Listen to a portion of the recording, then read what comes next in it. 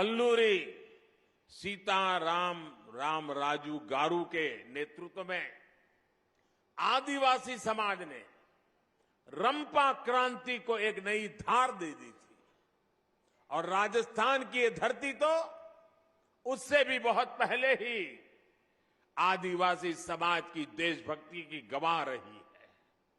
इसी धरती पर हमारे आदिवासी भाई बहन महाराणा प्रताप के साथ उनकी ताकत बनकर के खड़े हुए थे। साथियों, हम आदिवासी समाज के बलिदानों के ऋणी हैं, हम उनके योगदान के ऋणी हैं। इस समाज के इसने प्रकृति से लेकर पर्यावरण तक, संस्कृति से लेकर परंपराओं तक भारत के चरित्र को सहेजा और संजोया है।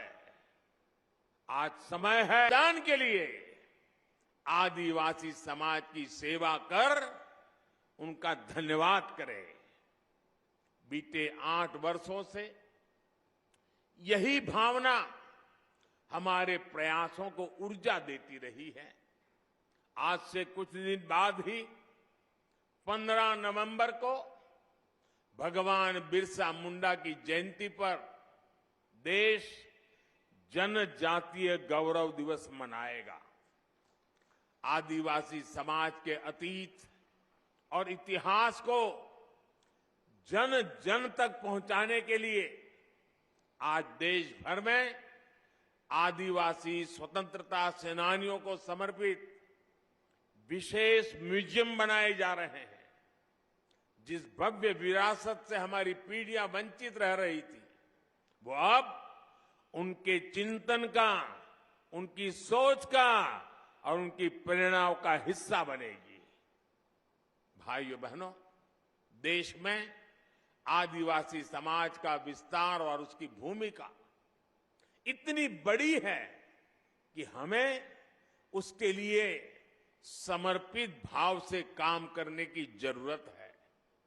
राजस्थान और गुजरात से लेकर पूर्वोत्तर और ओडिशा तक विविधता से भरे आदिवासी समाज की सेवा के लिए आज देश स्पष्ट नीतियों के साथ काम कर रहा है। वनबंधु कल्याण योजना के जरिए आज जनजातीय आबादी को पानी, बिजली, शिक्षा, स्वास्थ्य और रोजगार के अवसरों से जोड़ा जा रहा है। आज देश में वन क्षेत्र भी बढ़ रहे हैं, वन संपदा भी सुरक्षित की जा रही है और साथ ही आदिवासी क्षेत्र डिजिटल इंडिया से भी जुड़ रहे हैं। पारंपरिक कौशल के साथ साथ आदिवासी युवाओं को आधुनिक शिक्षा के भी अवसर मिले, इसके लिए एकलव्य आदिवासी विद्यालय भी खोले जा रहे हैं। यहां इस कार्यक्रम के बाद मैं जामुगोड़ा जा रहा हूं, जहां गोविंद गुरुजी के नाम पर बनी यूनिवर्सिटी के भव्य प्रशासनिक कैंपस का लोकार्पण करूंगा। साथियों, आज आपके बीच आया हूं तो एक और बात भी मेरा बताने का मन करता है। आपने देखा होगा, कल शाम ही मुझे अहमदाबाद से उदयपुर ब्रॉडगेज लाइन पर चलने वाली ट्रेन को हरी झंडी दिखाने का अवसर मिला है। 300 किलोमीटर लंबी इस रेल लाइन का ब्रॉडगेज में बदलना राजस्थान के हमारे भाई और बहनों के लिए भी बहुत महत्वपूर्ण है। इस परिवर्तन से राजस्थान के अनेक आदिवासी क्षेत्र गुजरात के आदिवासी क्षेत्रों से जुड़ जाएंगे। इस नई रेल लाइन से राजस्थान के टूरिज्म को भी बड़ा लाभ होगा, यहां के औद्योगिक विकास में भी मदद मिलेगी। इससे युवाओं को रोजगार की भी नई संभावनाएं बढ़ेगी।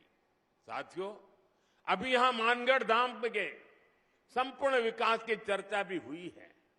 मानगढ़ धाम के भव्य विस्तार की प्रबल इच्छा हम सभी में है। इसके लिए राजस्थान, गुजरात, मध्य प्रदेश और महाराष्ट्र को मिलकर काम करने की आवश्यकता है। मेरे यहां चारों राज्य और सरकारों से आग्रह है कि इस दिशा में विस्तृत चर्चा करें, एक रोड मैप तैयार करें, ताकि गोविंद गुरु जी का स्मृति स्थल भी पूरे विश्व में अपनी पहचान बनाए। मुझे विश्वास है मानगढ़ धाम का विकास इस क्षेत्र को नई पीढ़ी के लिए प्रेरणा का एक जागृत स्थल बनाएगा। और मैं ये विश्वास दिलाता हूं, क्योंकि कई दिनों से हमारी चर्चा चल रही है, जितना जल्दी, जितना ज्यादा क्षेत्र हम निर्धारित करेंगे, तो फिर सब मिलकर के और भारत सरकार के नेतृत्व में हम इसको और अधिक विकास कर सकते हैं। इसको कोई राष्ट्रीय स्मारक कह सकता है, कोई संकलित व्यवस्था कह सकता है, नाम तो कोई भी दे देंगे, लेकिन भारत सरकार और इन 4 राज्यों के जनजातीय समाज का सीधा संबंध है। इन चारों राज्यों ने और भारत सरकार ने मिलकर के इसको और नई ऊंचाइयों पर ले जाना है। उस दिशा में भारत सरकार पूरी तरह कमिटेड है।